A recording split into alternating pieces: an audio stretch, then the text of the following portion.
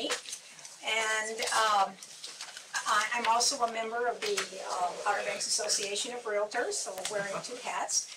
And we are really, really happy and fortunate to be partnering with Outer Banks Association of Realtors for this very important public forum on the possibility of our homeowners' wind and hail increase. And Willow Kelly is the CEO of Outer Banks Association of Realtors. She's also a member of the League of Women Voters. We're very privileged to have her. She has been the legislative representative for many, many years of the Outer Banks Association of Realtors as well as the Home Builders Association. And so she has followed the insurance, what's happening with insurance for many, many years. And thanks to Willow and all of her efforts, we've kept our increases very modest compared to what they could have been. So we want to thank her, and we're very grateful for her knowledge. Well, thank you. Thank you. Thank you. I'm going to go over to the podium for the presentation, but Fran, thank you for that wonderful introduction, but definitely a team group effort between all those involved with the Outer Banks Association of Realtors and the Outer Banks Home Builders, as well as the League of Women Voters on past forums that we've held on homeowners insurance increases, dwelling insurance increases, wind and hail, flood insurance discussions, and everything. So tonight we're going to focus on the 2018 homeowners insurance rate filing. And so I'm going to go over to the podium. Just keep your eye on the screen. Everyone should have one of these. I joked before a lot of you got here that there'll be a test at the end. There's actually 10 years of research right in here that is in your hands that we're going to review just a little bit. But hopefully when you leave here this evening, you'll know exactly what needs to be done to try to fight these, again, double-digit, very large increases in our homeowners insurance rates. I think you've heard me say this in the past, if you've attended any of these forums, that the cost of insurance, property insurance overall, and some of us are paying 4 and 5 policies if you have to have excess coverage, etc. We could have a flood policy, a homeowner fire liability policy, a wind policy, an excess flood, an excess wind. So it all adds up. Where you're paying more than your mortgage payment, you're paying more than your taxes. And the cost and the rising cost of insurance impacts the affordability of housing. Not the ability to buy a house, but the ability to maintain your mortgage. And for those that are affected by this homeowner's insurance rate filing, these are the people that live in our neighborhoods year-round. This rate filing does not affect dwelling policies. So we're going to get into that. So I'm going to walk over here to the podium, and we're going to get through this presentation.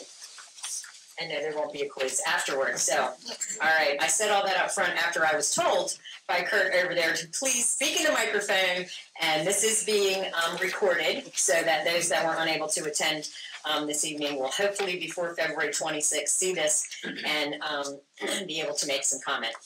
So we're going to have Property Insurance 101 here. Does anyone know the relationship between the North Carolina Rate Bureau and the North Carolina Department of Insurance? Don't all speak at once. The North Carolina Rate Bureau, North Carolina is one of probably about 10 or 11 states that has, first of all, an elected insurance commissioner. And then I think we are the only state that has a rate bureau. Or is it the other way around? No, it is.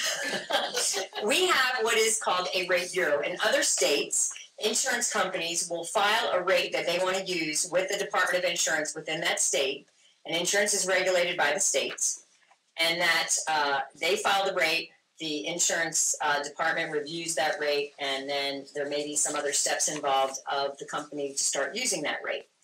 In North Carolina, we have a rate bureau that is collectively made up of all of the companies writing insurance in the state of North Carolina, and I think there's about between 180 and 200 at this time.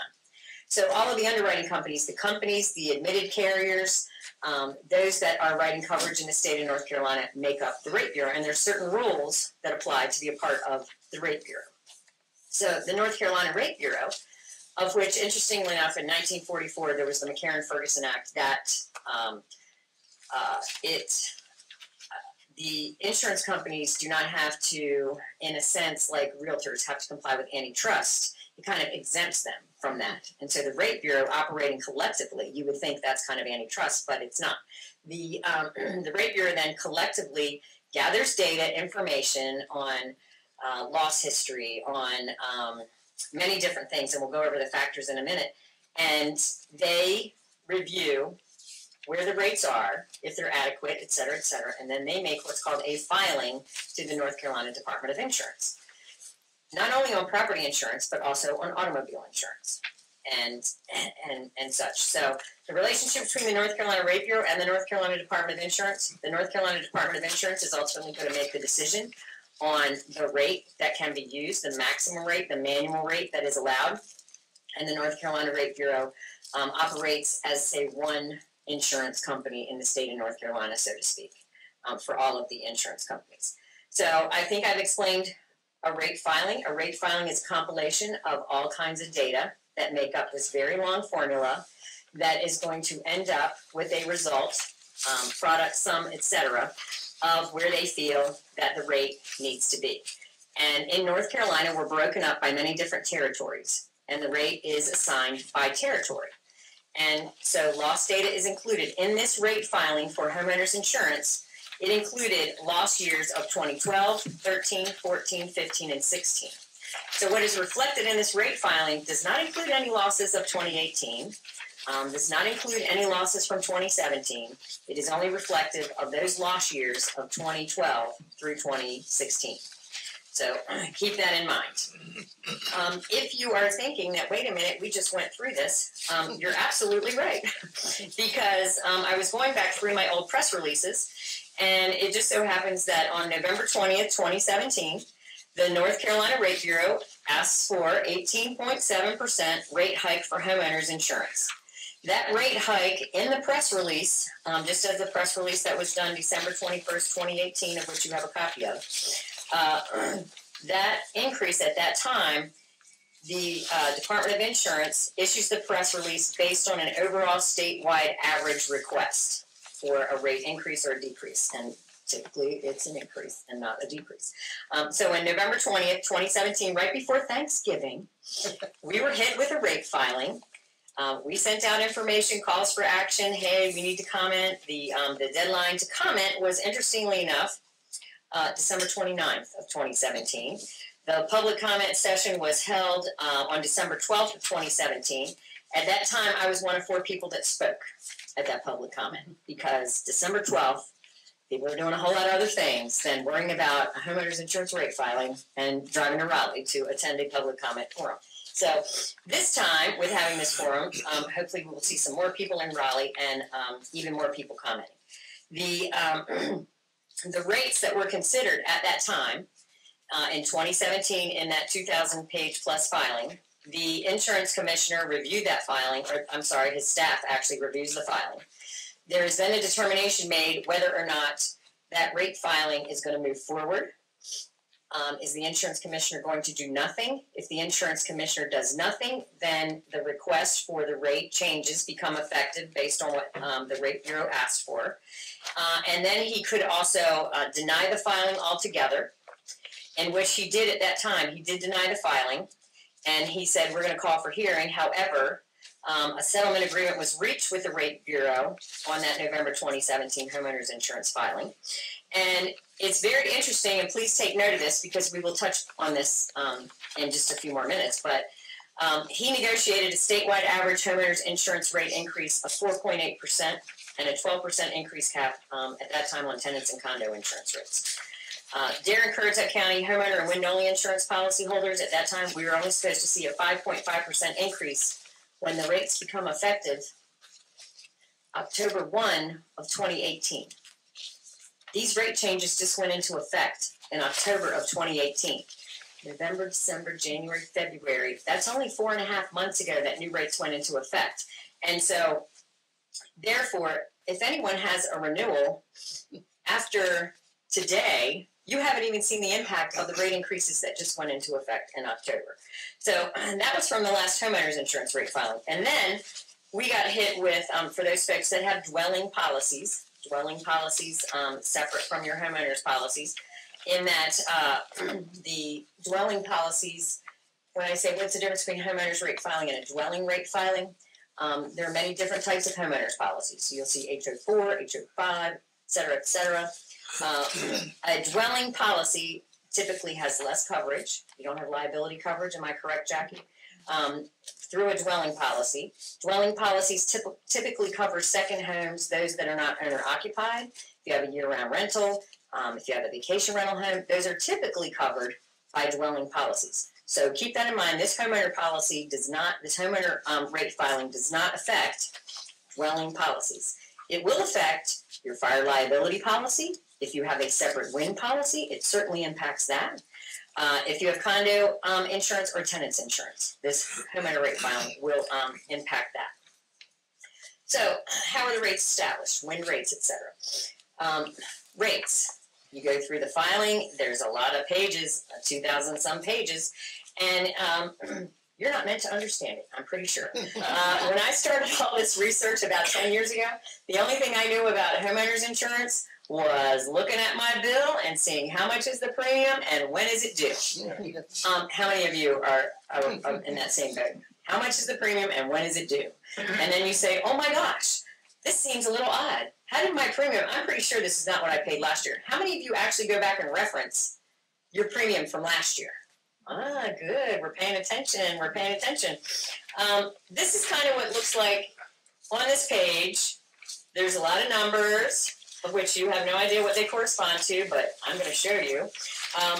There's what the indicated rate is, what the filed rate is, et cetera, et cetera. There's formulas that you go through, lots of charts, lots of testimony.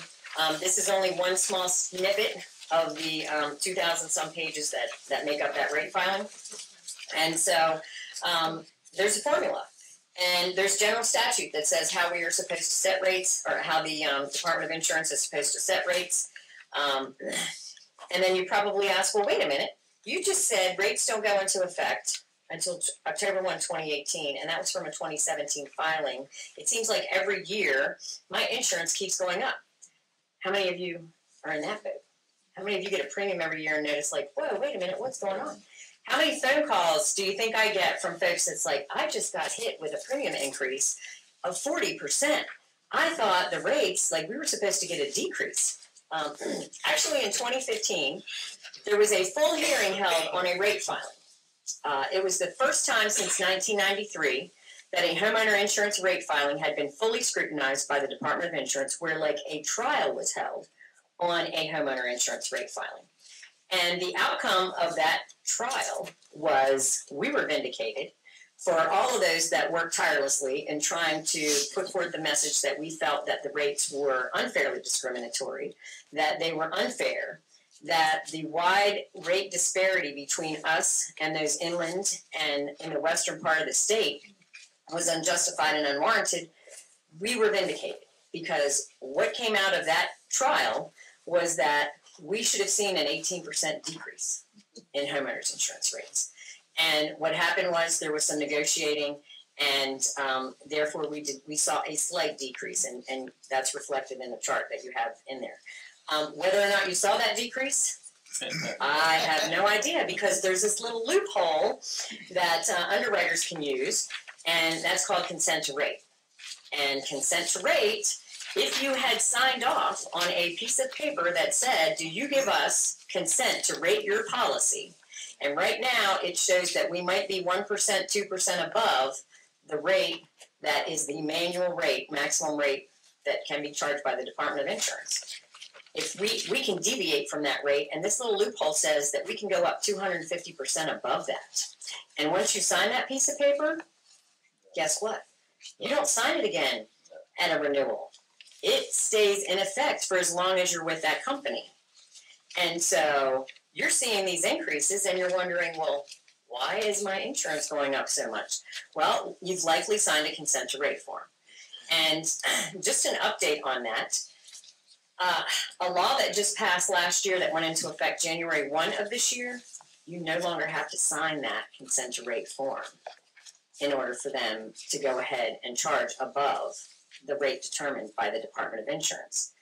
the language in that bill that was passed says that by not requiring the underwriter, the insurance company, to make you sign a piece of paper for them to charge over and above, as long as payment is made, that's consent, but it is supposed to be somewhere in your policy in bold, I think 14-point font, that says, we are charging this. This is what you should be charged by the Department of Insurance, or the Department of Insurance would be charging you, but we are charging you this. You have to look through your policy. It is due diligence on the policyholder's part to understand this. You have to call and ask questions. And I will tell you this, the folks here that work in insurance on the local level are feeling your pain because they live here too. And it's not their decision, it's up here, it's corporate decision. So folks that we have working for us, Jackie Chun with the Lead Insurance, Stephen Gillis with State Farm, and Steve Bonday, partners of ours with the Outer Banks Association of Realtors. They're there, they're agents working on your behalf, and you just have to keep the lines of communication and say, hey, what's going on? And so we also have an issue with the premiums going up year after year because of inflation rate factors that are applied to your policy. Your premium is always going to go up, pretty much. It's a given. Yes. So when you renew, if you signed it in the past, it holds for posterity. Correct. Can you remove that consent? You can shop around. You can shop around. You can call your agent and say, I'm really questioning this, and see what response you get. Because in questioning it, I have heard from policyholders that they have pulled back from the consent or negotiated a different premium. So you have to keep in contact with your agent and communicate. And don't be afraid. I mean, I feel like we almost have to issue some type of magnet or something. I know people have stainless steel refrigerators and those magnets don't work anymore, darn it. But just to say, hey, this is when my insurance renewal is. I might want to just contact my insurance company to see how much my premium is this year, keep note of what it was last year, and call and shop around. Because what happens with this new law is, how many of us have our insurance escrowed? If we have a mortgage, it's escrowed, and once that mortgage company pays that insurance, then you're kind of there. But at any time, you can go back and say, no, I'm going with a different carrier, and you can get a refund on that policy and whatnot. So you always have the power of the policyholder to be in control of what you are paying, because that insurance premium that you pay is like a one-year contract with the insurance carrier to cover that structure for that year. That structure should only be valued at the rebuild cost for that year. And what happens with these inflation rate factors, of which I've seen some companies, inflation rate factors go as high as 10% in 1 year, where you start out at $100,000 is what it's going to cost to rebuild my structure, not your land, it's not the market value, it's the rebuild value of your home, the rebuild value of the structure. And so what happens is, year one, you came in at $100,000. They did all of the entered into the software what exactly it would cost to rebuild your structure if it burned down. So say that. And next year, you get your premium, and it's based on $110,000. They applied 10%.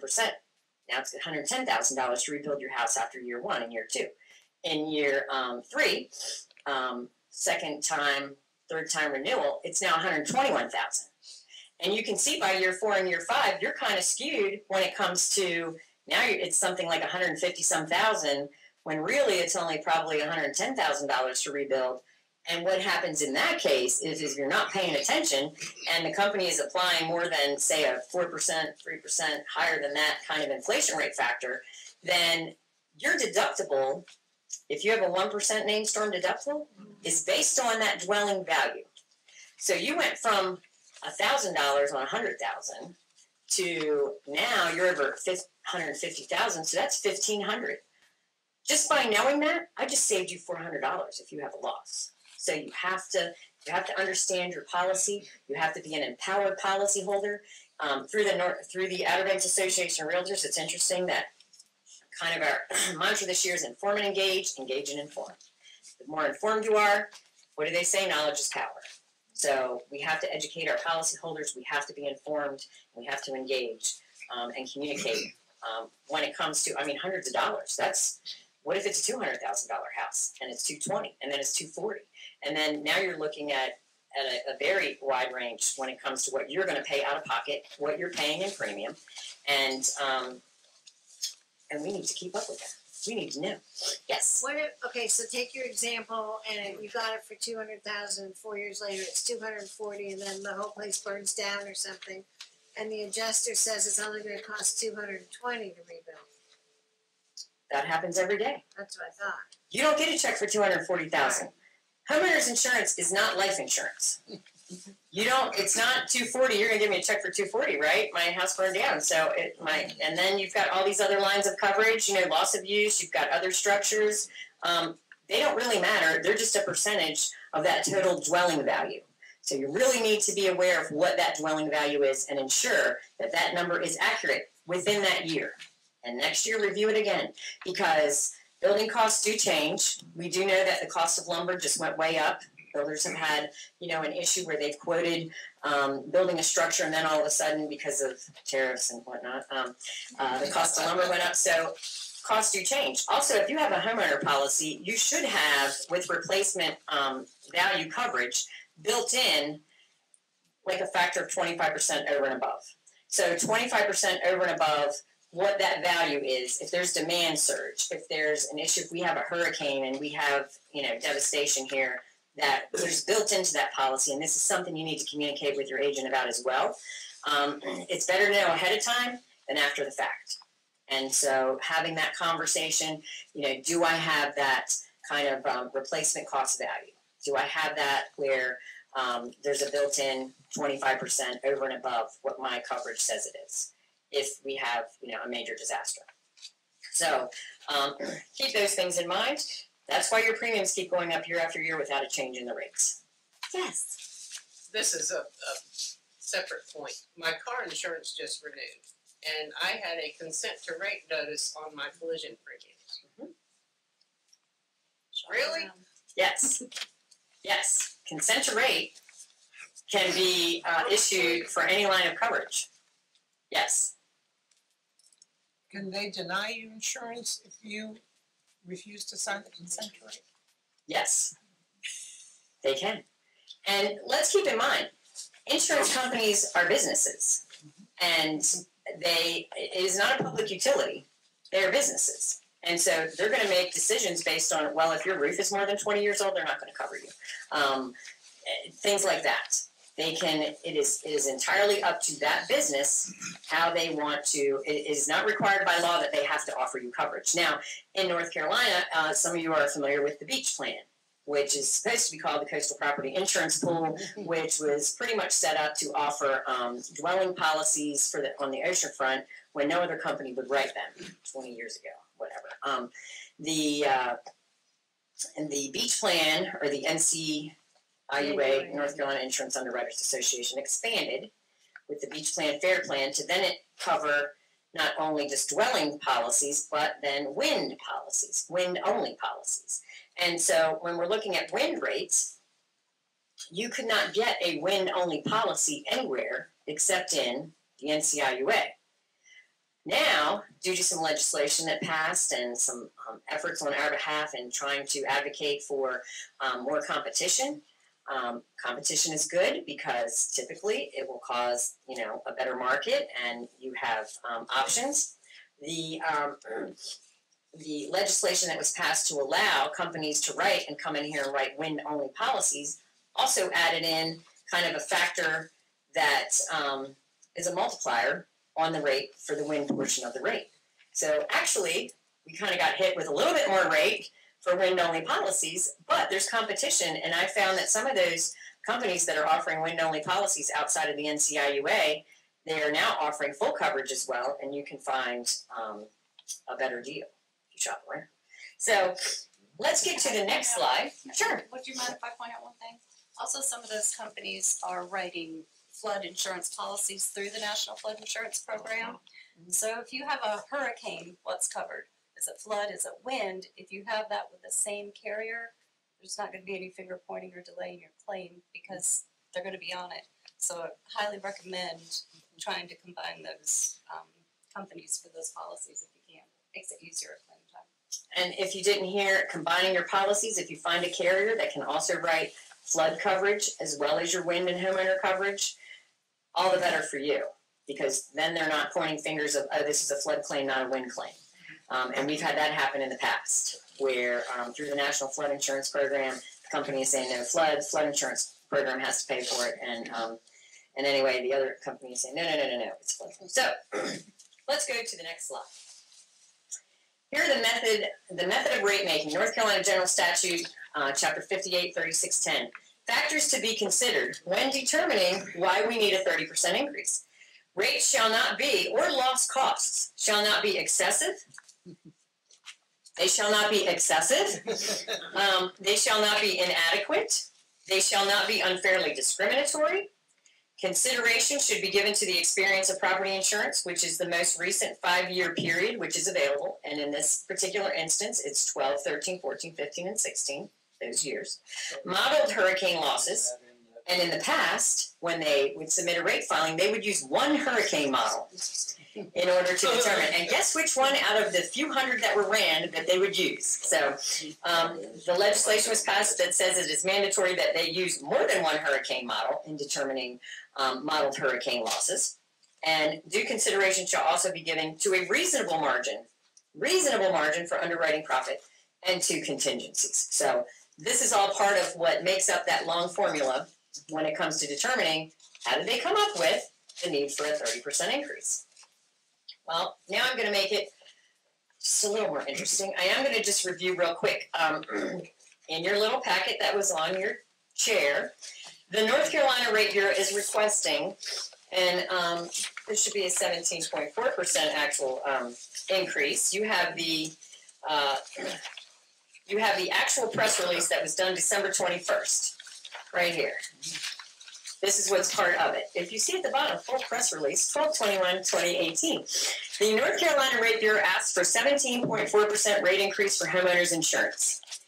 This came out at about 4 o'clock on a Thursday.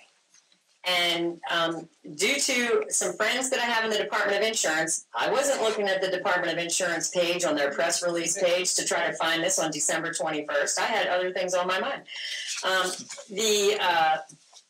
It came out on a Thursday. I said, I'm not spending my holiday vacation and my holiday worrying about this rate filing. I was able to pull the pieces together and get something out to folks to let them know that this had occurred. It says that they attest that the increase is needed to cover increased losses, hurricane losses, and the net cost of reinsurance. And I bet if I go back for the last 5 press releases that were done, it says the exact same thing. The average overall 17.4% rate increase for homeowners insurance. This is a compilation and again an average statewide. So some places in the state, there's actually a decrease. Some are having lower increases, and then of course the 30% increase that is requested here. Public comment period is required by law. Do you know why it is now required by law? Because you were heard. You were heard in 2009 when they were looking at legislation and considering, I think, 3 or 4 different pieces of legislation that said, okay, in 2008, there was a double-digit increase here on the Outer Banks and elsewhere along the coast of North Carolina, the 3rd time in 6 years. There was a rate filing that was submitted. I think it was the end of October, end of November, same as this, and it was approved in 10 days. With the insurance commissioner at that time leaving office and a new insurance commissioner taking office. And thinking that at that time nobody was paying attention, well, people started paying attention when 3 times in 6 years, all of a sudden, this was done in a matter of 10 days. You mean to tell me the Department of Insurance reviewed a very lengthy document over 1,200 pages in 10 days? So in 2009, there was a lot of effort that came from the Outer Banks to try to make the process more fair and more transparent. And Insurance Commissioner Wayne Goodwin at the time, in working with legislators in meetings after meetings, it is now mandatory that a public comment forum will be held. Public comment period is required by law. The public comment forum will be held this year in just a couple weeks on February 26th, starting at 10 a.m. until 4:30 p.m. in the Department of Insurance building, the Albemarle building, which is conveniently now right next to a parking lot. Yes, you don't have to go across that street. And written comment, email comments should be sent by February 26th, and the email address is right there. So we're gonna go over those public comments and whatnot here in a minute. But if you notice what's missing from this press release, does anybody know what's missing? It says the rate bureau is requested. Here's this, you need to comment. So public comment period's required, 3 ways to provide comment.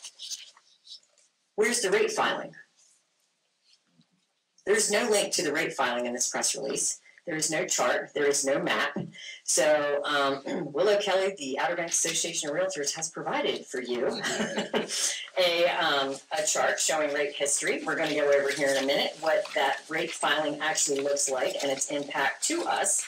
But before I go into that, there's some exciting news because there's an indicated rate change and there is a filed rate change.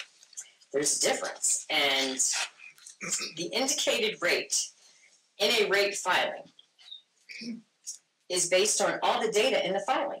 So you're doing a paper for school, and you're doing research, and you're coming up with this, and you're going through your thesis, and you're doing this, and you're compiling all the data in the document, and then you come up with your summary. Well, the indicated rate is the result of all of that data and all of that research, and here's your synopsis, your summary, here's the conclusion. Well, the conclusion of this rate filing says that here on the Outer Banks, our rates need to go up 94% to be fair, to provide reasonable profit, to not be excessive. That's what is shown in the rate filing. So why do you think we're seeing this every 2 years? Because they're saying, and they said it 2 years ago, we need you to see an increase of almost double on our homeowners insurance. So we want to talk about the affordability of housing when now you're paying $1,000 a month, and let's not even talk about what happened with the flood insurance program if you're required to have flood, and how the NFIP is, in disarray, and their rating structure is changing, and that was crazy when I saw that. So the North Carolina Rate Bureau has been very generous and recognizes that if you were hit with a 94% increase, it would be very burdensome. And so within the filing, they have stated that they're going to cap the filed rate to 30% in this rate filing. So it actually shows on the beach areas, which is here in, this isn't the entire beach area. The mainland, Currituck mainland, we pretty much know where that's at. Mainland, Dare County, East Lake, Manio, that's mainland, actual Dare County. The indicated rate increase for those areas was 34.1%, and they're capping it at the, I think, 25%, which is actually in the file. So, I told you had 10 years of research. You have 10 years of research in your packet. Rate history. What we found out after that 10-day review of a rate filing in 2008 was that we started trying to get data, trying to get numbers. We wanted to ensure that the argument that we feel that we were being overcharged and this was unfair, held water. That are we really, paying are we paying more than our fair share? The rest of the state, Western 95, felt that they were subsidizing our insurance. There was this, coast versus inland kind of argument that, we have to pay more because of those losses on the coast. And we started doing our homework and compiled this information of rate history. Now, territories have changed since 2009. The city of Charlotte used to stand alone. We found out in 2009, of which we shared with our legislators, the information that 32 counties at that time and the city of Charlotte had not even seen a rate increase in almost 20 years. And in some instances, we're paying less. So they couldn't believe it. Out of 100 counties in North Carolina, what do you mean that these areas have never seen a rate increase? And their premiums were kind of going up too, but not because of any rate changes. So in talking to lobbyists and whatnot, they're like, well, we can't get rate increases in these areas. We can only get them on the coast, so we're going to take what we can get. And we're just like, no, wait a minute, we're kind of skewed here. And when we were looking at just wind rates, our wind rates, the wind portion of the full homeowner rate was 10 times what it was in another area of the state that has an overlay from NOAA wind zone, like high wind zone. homeowner rate was like 5 times as much. And we are surrounded by water. Flood insurance has no play in this at all. So this doesn't even include any type of flood losses. So when you look at the rate history, which is your nice little 2-page chart here, the mainland areas of Currituck, Dare, and Hyde are referred to as coastal areas. And then the coastal areas are referred to as beach areas. So it doesn't mean you're right on the beach. It just means you're on that barrier island portion. And so the coastal areas are actually your mainland areas, just to clarify on the chart, and your beach areas are actually the barrier island portion of those counties. So you can see where we started, and these have all been revised to reflect, I think in 1993, 98, 2002, coverage was based, rate was based on $75,000 worth of coverage. Then it went up to, I believe, 150. We're now per $200,000 worth of insurance with a $1,000 deductible. You know that you can negotiate deductibles with your carrier. A lot of folks, just in order to afford their homeowner insurance or flood insurance, are going to $5,000 deductibles. I think Congress passed where the flood insurance program, you go to $10,000 deductible. So at the end of the day, you're wondering, well, if I never have a claim, then by the time I pay out of pocket and what I paid for the premium, oh my gosh. So let me show you what this means to Outer Banks policyholders, because I'm giving you rate history up through the October 1, 2018 effective date for homeowner insurance. This was the rate increases that were settled on, the 5.5%. What the wind portion of that rate is, if you can see for the beach areas, the there on the barrier island portion of Currituck, Dare, and Hyde, effective in 2018, $2,383 for $200,000 worth of coverage. That was a 5.5% increase, of which you'll be seeing October 1, might be seeing more based on that consent rate or your inflation rate factor. The wind portion of that rate is $1,826. So for fire and liability, you're looking at what, 400 some dollars, almost 500. So the wind portion of the rate is critical.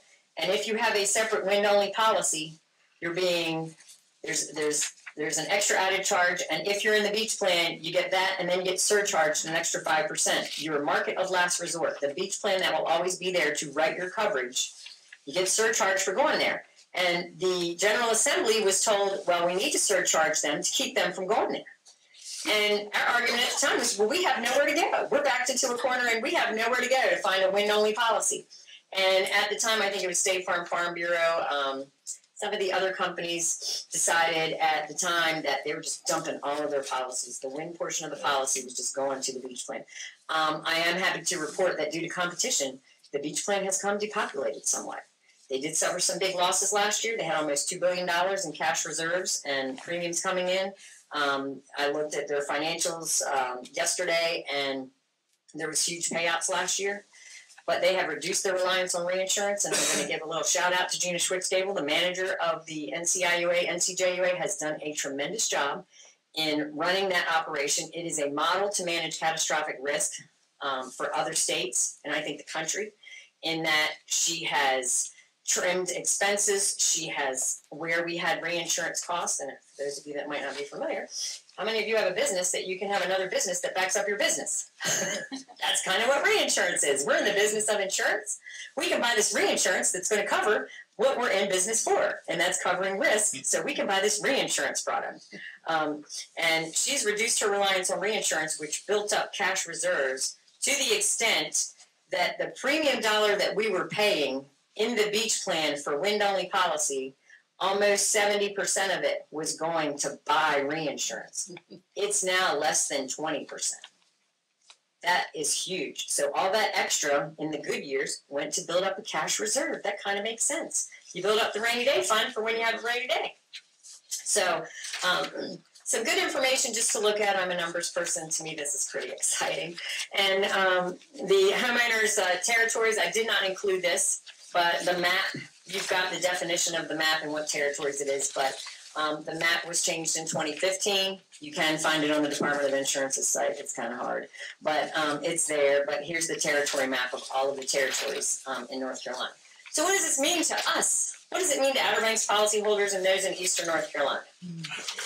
Here's what we're looking at for an effective date. If nothing happens, if the insurance commissioner does absolutely nothing, these rates become effective within a certain time period.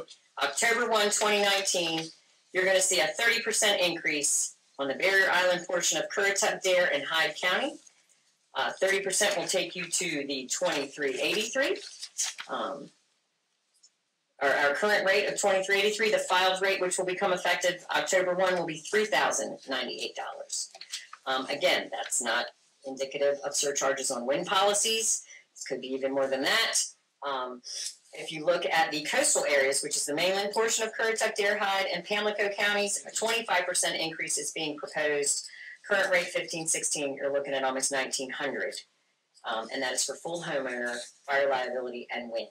Get a separate wind policy, you're probably looking at more than that.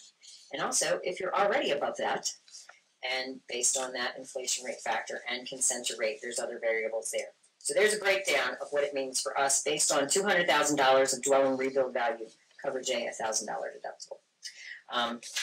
So, what do we need to do? We need to, in the beginning of this presentation, inform, engage. Third one, we need to act. We need to act. It is listed in your press release, and I can't read that from here. I can probably read it right from here, and this paper that I have, but there will be a public comment forum, which will be held on the increase at the North Carolina Department of Insurance second floor hearing room in the Albemarle building on Salisbury Street on February 26th from 10 a.m. to 4:30. I think we need to be contacting Chairman Bob Woodard and maybe some town officials to see if we can't get a caravan to go to Raleigh on that day and let our voice be heard. And if you cannot make it that day, please email a comment to 2018 homeowners at ncdoi.gov. And anyone you know that has an email address needs to email 2018 homeowners at ncdoi.gov. We were very successful in our efforts in the past, of which that first public comment forum that was held, we had a few thousand signatures, a few thousand comments that were sent in through email. I think the last one we got close to 10,000.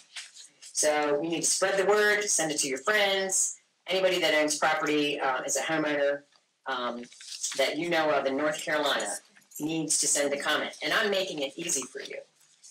Because also in your packet, there is a sheet that gives you the information to get started. And you have an information that says talking points.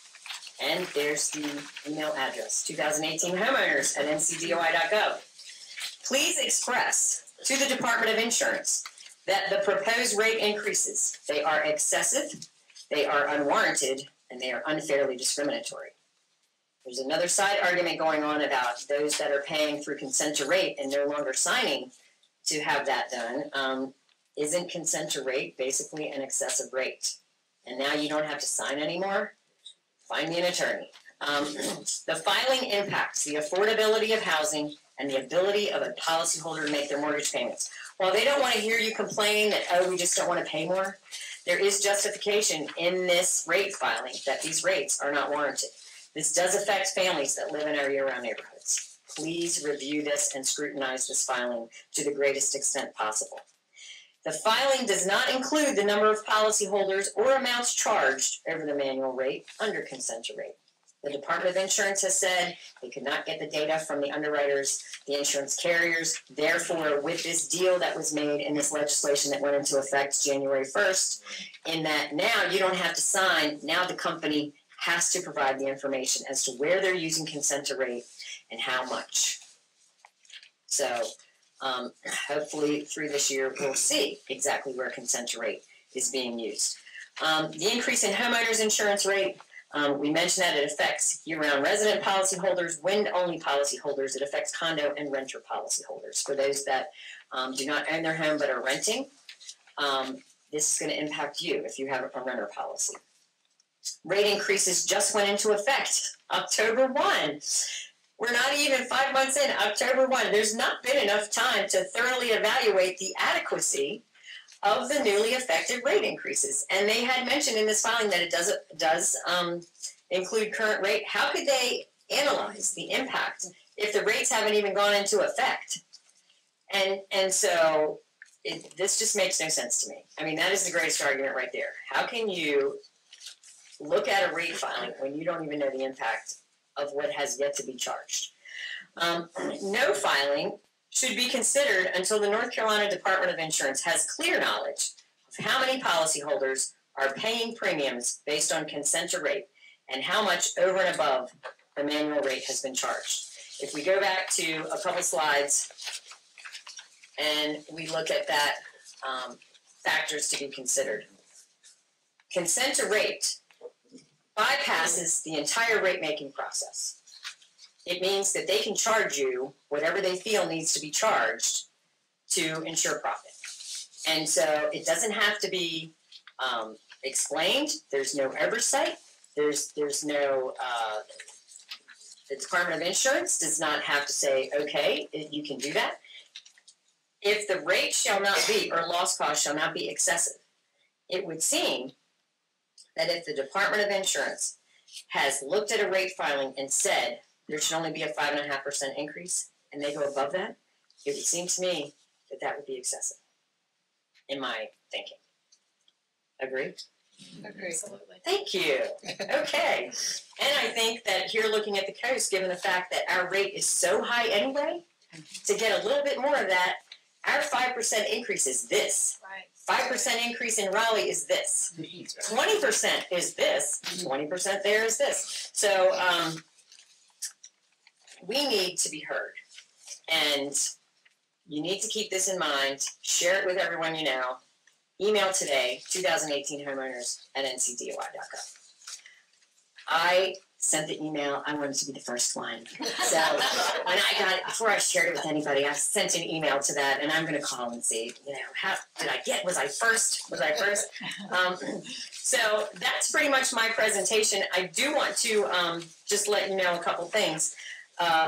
We have someone here in the audience, my legislative chair, our legislative chair with the Outer Banks Association of Realtors. I've never said it's in mine. Our legislative chair, Ms. Kim Andre, is here. And through the North Carolina Association of Realtors, they have an entity called the North Carolina Homeowners Alliance. And they've been going across the state, setting up at fairs and whatnot, and different events, and gathering emails from homeowners to have them in a database to let them know if something comes up regarding legislation impacting private property rights, impacting you as a homeowner. They want you to be involved, engaged, and informed, and therefore, she's got some cards back there on your way out. She'll be here to let you know how to sign up. Also, through the Outer Banks Association of Realtors, we are in discussion right now with the state association to form a local chapter. Long overdue here that we have an Outer Banks Homeowners Alliance. Because what we are doing through the Outer Banks Association of Realtors, what we did with the Outer Banks Home Builders Association, advocating for private property rights, affordable and fair property insurance. It impacts not only those members of those two associations, but our property owners and homeowners here, everyone, all homeowners. So that Homeowners Alliance will give us more access to keep you informed. Through the association, we have been publishing a legislative briefing every week. We had a more knowledgeable membership than anyone else in the state when it came to what was happening in our towns. Leo saw me at meetings. Brian, when he was a councilman and such, saw me at meetings. And so we all need to be a part of that and to stay informed and engaged. And so my business card is on the back with my email address and cell phone number. Be sure to pick that up. Hopefully by the end of this year, we can kick off that Homeowners Alliance.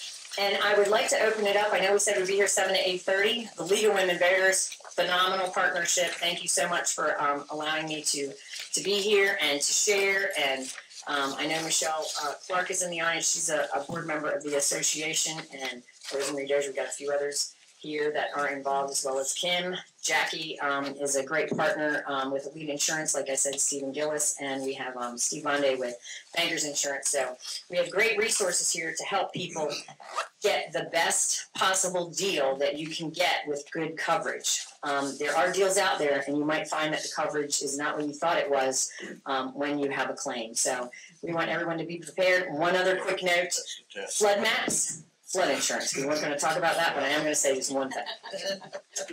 Dare County flood maps.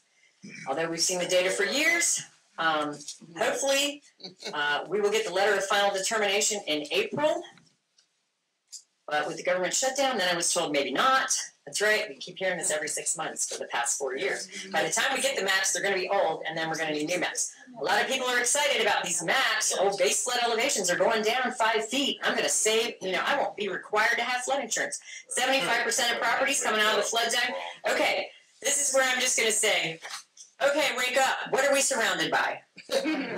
Water. We're surrounded by water. So it would not be prudent of you, even if the base flood elevations have gone down to the extent and you're put in an X zone and you can get a preferred risk policy, do not drop your flood insurance. Promise me the people in this room are going to maintain your flood insurance. You can probably get a better deal by keeping your coverage than actually getting a preferred policy, because I can guarantee you in a couple years, new maps are going to come out. They're going to say this is outdated information. New maps are coming out. The base flood elevations are going up. And then if you try to go back to buy a policy brand new, you're going to be paying big time. So I don't want to see you be insurance poor and not be able to stay in your house. So keep your flood insurance. The county and the towns have been working on local elevation standards that will be higher than these standards shown on the maps anyway. So just my 2 cents worth, and since I had your attention, I thought I'd take advantage of it. So does anybody have any questions? What are you going to do when you go home tonight? Email. That's right. What's that email address? Yes, 2018 homeowners. That's right, 2018 homeowners at ncdoi.gov. Who has a question? Should your email for each property that you own, or should just one email include all the properties? Because you have multiple properties. What do they say about voting? Vote early and often? Let's see. How many email addresses do you have? That's right. How many email? I'm not sure if they will flag your email if they say you've already sent one. So, They would flag it based on my history. I thought so. Yes. But isn't that a moot question because the year-round rentals are not covered by this? Is what a moot question. If you have more than one property, they're not all. You can still express your concerns about this, because actually some second homes are covered by homeowner policies. Okay. There are some that, in working with a really good agent, can find you a full replacement cost policy with liability coverage through a homeowner policy. So there are those out there. Typically, when I said typically, dwelling policies cover those. Based on your talking points, based on my experience of reviewing comments, don't use them verbatim the way you put them. Yes. Make it a little bit different. Yes. Also, a good thing to do too is to change the subject line. Yeah. So when I put in the talking points, make sure you put deny the filing. You don't have to use those specific words in the way I spelled HO. You can change it up, because they do recognize those just stock template kind of call for action emails that come Sometimes in. just put aside. Yes. So change the subject line. Please deny the filing. We just want to ensure that somewhere in the context of that, in the content of that email, you say to deny. Deny means he's going to have to call for hearing or settle, negotiate. Yeah, if, besides what you're saying, I'd like to go home and review my policies, so I wanna know what I have. Who could I go to that would be nonpartisan, in the sense that I could go to review my policies and say, what am I doing here? And, I mean, those things are this thick. I Who would you understand. recommend? Well, my business card is back there, you can call me. And to be honest, in the last several years, I've probably looked at about 60, 70 policies. And I could pretty much, in looking at the tax record document and what was on the policy and where it was, and then in contacting a few people that I know that are involved, say, hey, something here doesn't look right. And then there's been other instances where I say, yeah, I think they're right on. So All right, Thank you, Michelle. you're welcome. Who else? Come on. I just told you how you can save hundreds of dollars. Yeah. Wow, or thousands even, millions. We can save millions. So thank you all. When you